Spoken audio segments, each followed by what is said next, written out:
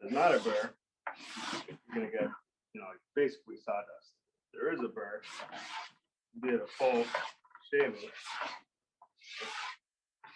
Kind of getting here now, but they're not that great. So the first thing you want to do is get your burnish triangular one because I feel like you can get a finer point on it. But to each his own. Everyone likes different things. So flatten that burr back out.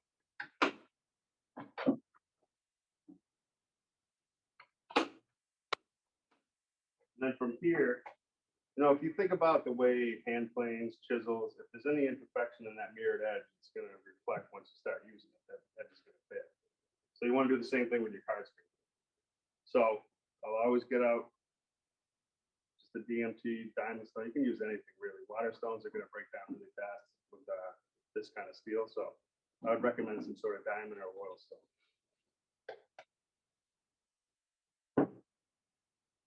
Just a little bit of water, go right on the edge. Try and keep it as 90 as you can. So you're basically doing the same thing you do when you sharpen any kind of tool. You're building up a burr. Once you feel like you have a little bit of a burr going, then you go to the sides of the burr. So you want to work that burr back over so you have a clean cutting edge.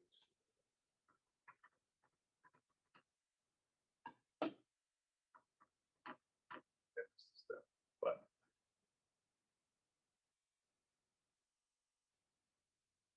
all right, so I did this step.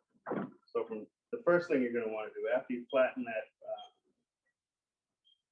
after you roll that burr back over on the cutting edge here on this edge, you want to take your mill file. You can build you can make a little block that your file sits in, so it keeps it flat on top of here. But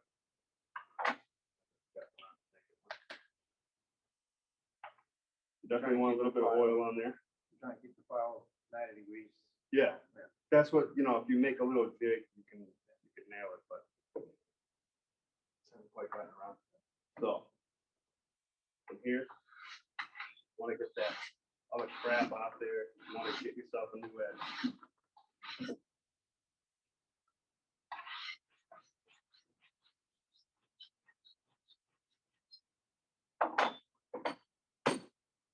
But once you feel that burr, it's going to be a really heavy, aggressive burr. That's when you want to go to the stones. I missed that step. I don't know if you want to feel what it feels like. But you're going to have a super aggressive burr on there. And, you're not going to be able to cut with that. It's just going to break right off. Like sharpening one of these, sharpening that, it's the same thing as curved. The curved one, I didn't bring any of those with me, but it's the same concept. I mean, what you're trying to do is the same thing when you do a hollow grind on a chisel, or if you, I don't know, if you micro bevel or whatever you end up doing. But you always want to create a new cutting surface because that other steel is soft. So grinding it down, getting all those burrs off, there's usually glue stuck all over the sides of the thing. It helps build up a new edge cutting. But that's like a hardened steel. I don't know. There's DFM Tool Works. If anybody knows who they are, he makes some pretty cool little stuff. But I got those card scrapers from him probably 5 years ago. And they cut really well. Anybody questions so far about that? Which Walt Bennett school's trick or whatever they taught you that you use in your work today?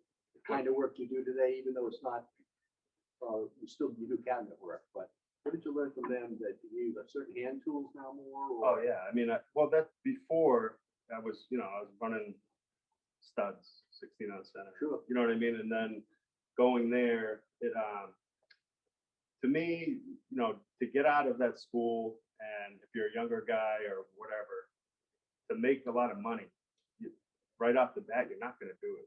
Building furniture, it's just not going to happen. I mean, your investment into a shop that you're already sitting, you go to that school and they have the 24-inch joiners, the 24-inch industrial planers, they have everything you want. You get out and you're like, this Craftsman table saw, so it's like you have to make these huge investments in tools, and now you're already staring and you need the space.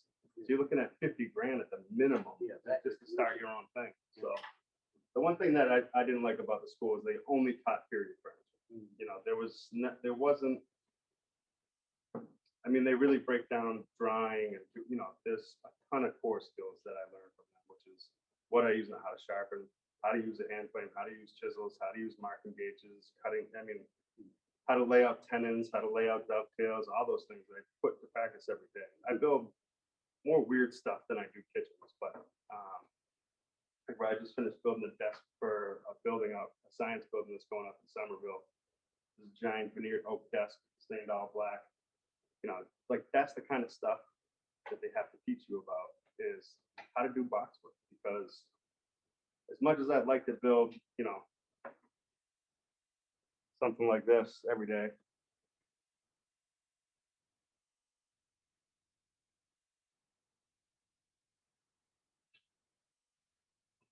no, it's not going to happen. I'm not going to be able to do that every day for the right people to make that kind of money to support my family. Maybe in 10 years when I've been more established, I can make cool looking stuff. But for now, it's well, there's some of those things. What you learned, joinery. I learned joinery. I learned a lot of great stuff. I'm not going to say that the school. I mean, blame it if on it wasn't for the period, school, guys. I wouldn't. I wouldn't be where I am today. That's the whole purpose of period furniture is to learn joinery. Yeah. So do you, We build anyway. so how do you get most of your clients? Like, is it The advertising, word of mouth, being Well, this- online? the school has a commission board. So if you're looking to have a piece of furniture made or a ring or a violin or whatever the school offers, you go there and say, hey, I want this. And then students and alumni can go in and bid on it. Oh. So for the first 6 months, that's where I got the majority of my work. And now it's just kind of word of mouth. But yeah, so after you get this file down with your mill file, doesn't have to be anything super aggressive, but you felt the burr on there. It's pretty, I mean, if you really rub your finger on it, you cut yourself. It's not a fine cutting edge. Then you're gonna want to work the burr back and forth on both sides and on the cutting edge until it's basically gone. Now you can go right to fine diamond stone, or if you have an India stone, an oil stone, something like that. Now, if you put these on a shaft or you put these on some high quality water stone, you're just gonna destroy the thing. Not the card scraper stone.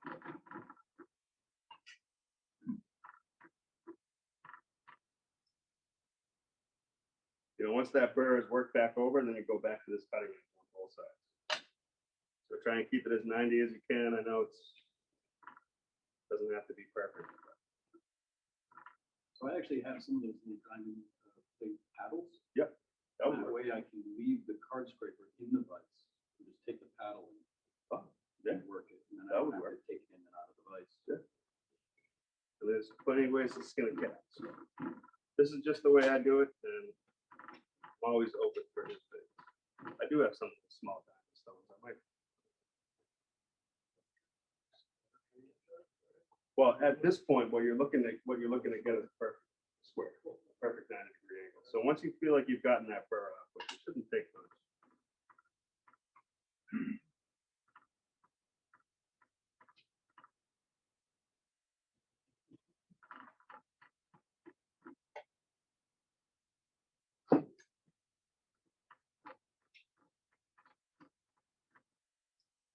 But I've in efforts of making some other sources of income. I try to start a YouTube channel, but finding time to shoot content has been tough. I think I have a video up there how to sharpen a card scraper, how to apply finish with the Borat steel wool, and I might have how to sharpen that. I think a block or something like that up there. But my plan is to shoot more content about just all different kinds of stuff that I never knew about until I went to that school. So it definitely helped. So once you've got that burr gone, like the same thing when you do when you sharpen a chisel or hand plane.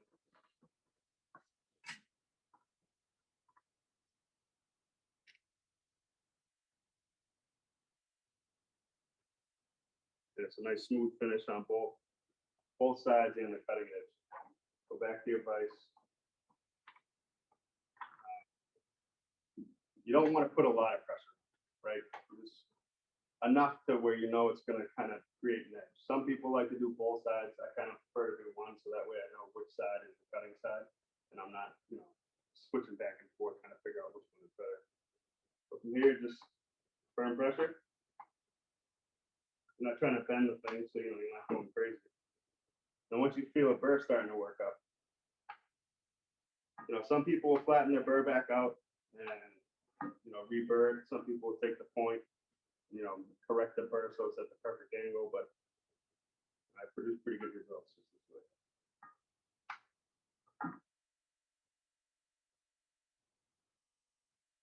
So these, if you have a decent card scraper, let's stay sharp.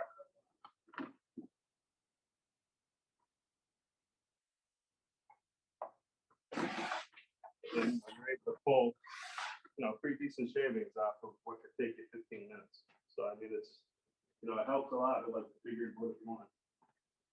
Feel it. But I mean, I use it for everything. Fill areas you can't get to, scraping glue off, getting in there, doing all that. So when you're doing the final thing with the burnisher, Mhm. you're again trying to keep it at as close to 90 You can degrees, lean it a or little do bit you to want the to side. lean it? You want it. You don't want to lean too much, because if you curl that burr too far over, then your card scraper is going to be flat where it's cutting. So you want to curl it over, a good amount, so you're at a proper angle. And a lot of times, like the sticker magnets every mortgage company gives you, I'll stick that on the back of it so my thumbs don't heat up too much. So just a little bit. A little bit, Just yeah. a little bit. Just mess around with it, because it's such an easy thing to fold back over. So if you get it and you don't like it, just do the sides again like I did first, and then try it again.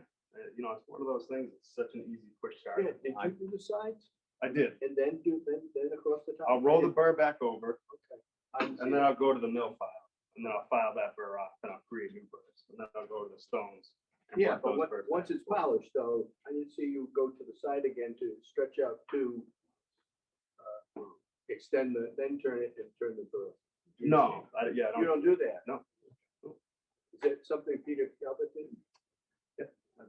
He I just mean- goes the one shot off the top. Sure. I struggle No, I have to chopping try that. it. Yeah, I mean, it works great. I've seen videos where they just use the file. I mean, there's videos where they just use File it, burnishers. It's just, They gotta get scratches though. Yeah. Depends on what you do. You're gonna sand it after. Straight knives or you'll put cutters? Our joiner, we got a crazy deal. Went to this guy's shop, his uncle had passed away. He was selling all kinds of, a mountain of machines there. We picked up a 16-inch Oliver joiner, long bed, Tanowitz table saw, dust collector, like a whole bunch of other little things. In the planer and the joiner, what knives do you have? In the joiner, it came with straight knives, and I was trying to find a manual on how you take this thing apart. And I somehow tracked down the guy who used to work for Oliver, and now he works for somebody else. He's like, can't use it. It's been recalled. So the clamshell that held the straight knives in, the bolts would bottom out, you didn't know, and it would come apart while operating. Yeah, so we didn't use it for a little while, but now we have a helical head, only because we had to replace it. But we have a straight knife player. Helical head. Eventually, we'll upgrade to a helical head, but we'll get that done now. So yeah, they're nice. They're quiet. You get 4 knives out of one, rather than running 2 sets of knives through the sharpener every couple minutes. But I've actually never had a card scraper, but I've used lots of just random pieces of metal anything works. that just, even just an old, 10 or 12-inch butcher knife that it's like, okay, that'll work as a scraper. No, we use a lot of the big bandsaw blades for the sawmills. We get a strip of that and cut it into pieces, and then you can shape it however you want it shaped. So if you're trying to do chair legs or like little detail moldings like on the mirror, I mean, you can take a file or a grinder or whatever, you can cut any shape you want into it. It gets the work done. I mean, I can go over spring joints, we can go over anything else really. I'm an open book if there's something you guys, if anyone's a spring joint. Spring joint? So this is one of the things that the school does teach you, and they teach you very well. know, a lot of people, when you join two boards together, you know, you're looking, they're saying, you know, you need biscuits in there, or you need dominoes, or, you know, spline of some sort, which in reality, you really don't. There's a simple method of doing that, and it's called the spring joint. So it's where the center of two boards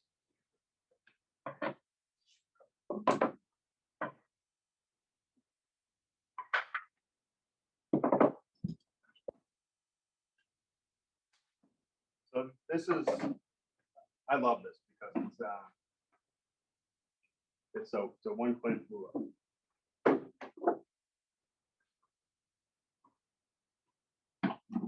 So these boards are straight off a table saw. So the point of a spring joint is to have a gap in the center. Now, the shorter the board, the tighter the gap.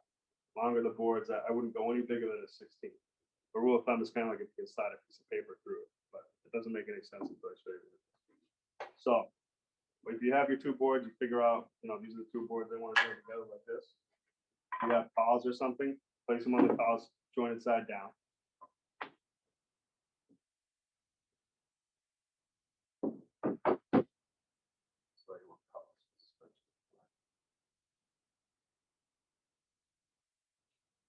Pretty sure that bench is flat. It was when we bought it. All right. But once you have your two boards clamped together.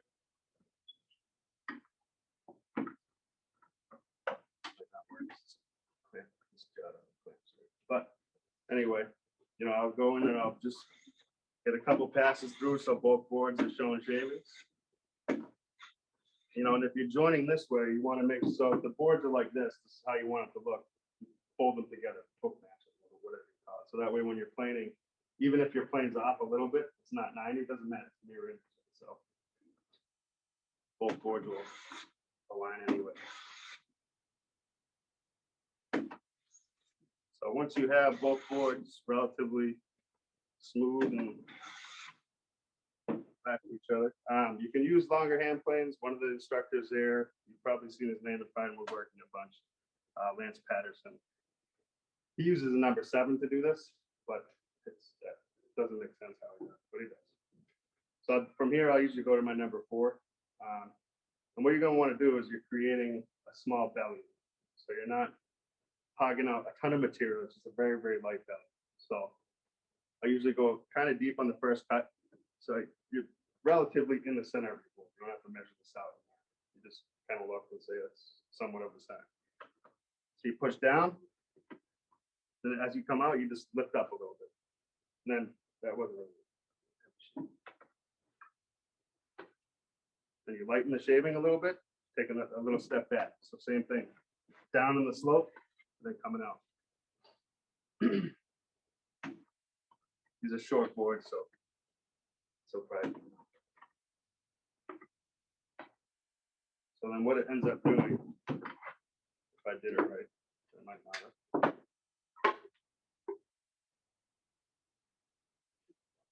It creates, I don't know if you can see it from there, but it creates a small gap in the center. So what this is, it's called the spring joint. So once you apply glue to it, it's going to create the proper amount of tension in the center of the joint and on the outsides of the joint that you don't need anything in there. You don't need dominoes or biscuits or anything. But it's a really great way to do it. So you put one clamp in the center. One clamp in the center, that's it. You know, if they start doing this, you can Half a dozen clamps. put it, yeah, you know, everybody's had that glue up here. If you do it this, you know, this way is kind of tough because if you're doing, you know, multiple boards for a table, say, now you're going to run into that issue where you're going to be pulling it in too far on the end boards, you know. So it's, if you had to do 6 boards, I join 2, and then I join another 2, and then I join another 2, and then I just join them together as we go down. But it's kind of a complicated thing just to kind of go into. It'd be better if we could go over this in much more detail. But it's a good way to do it. And it's fast.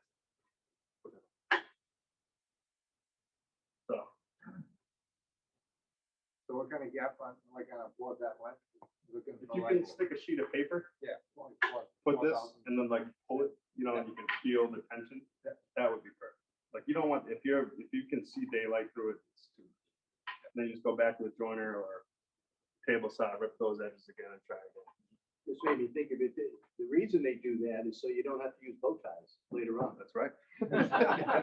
And so the Time ends is money. won't separate because they're under pressure. Right. The two ends Yeah. are under pressure because you pulled it from the center. Yeah. And you won't get those splits. Yeah. Or you don't have to put, Put them in there. breadboard anyway. end or something on it. Breadboard. Don't be lazy. Put your bow ties in there. Yeah, put them in anyway. Fake it. Yeah. I don't know. I've never done a breadboard in those. Freak me out. Get out, really? Yeah. That's The the logic logic. They of it didn't do a doesn't- breadboard in. I mean, you could have. Like, you're supposed to. The first thing you do. You were is building houses. Yeah. Well, the first thing you do is you build a shaker nightstand, or you do like, these little things building up to actually building something. You have to build a shaker nightstand, then a toolbox, and then you have to build a table, a chair, and a case piece. So you kind of have freedom to do what you want with those points, but you design something, they say no, then you design something else, they say no. Yeah, you gotta. And then you design something, and then everybody comes and changes it, and then you build it, so. But I mean, it's good because a lot of the stuff is overseen. Like, I really didn't know what I was doing, really. But having, 3 or 4 instructors, there's one guy there, Matt Wada, he's been on fine woodworking a bunch, you probably heard his name. He was a part-time instructor there, but after he graduated school, he went out in the real world, did 20, 30 years, same kind of stuff I'm doing now. So that's kind of who I gravitated towards, because he knew, what was out there, what the real world was. And granted, he's got a very well-known name, so he doesn't have to blink to get work, but it was a very well-rounded experience. When did Steve Brown leave? This year. Just this year? To go off on his own fall? We don't really know what happened. Retired halfway through a year, so I don't know. I've been back to the school a bunch. I taught back there in both carpentry and cabinet and furniture making. So it's been a great source of everything, networking, connections. I built this kitchen for the school president, so it's had its benefits. They do classes there too. I mean, it's they do summertime programs a couple days a week, or they do the 3-month intensive, which you learn pretty much everything. It's awesome. It's amazing. Yeah. North Bennett Street School in Boston. North Bennett Street School. BENNET. Bennett Street. Yeah, it's like right in the north end. I got that when I was there. Some years ago, we had a field trip there. Yeah, it's amazing. That violin course is something else. Like, we thought we were the kings of the school. Mike's was sharp, and I went down there. I was like, Mike's was sharp. My tools, but the school itself is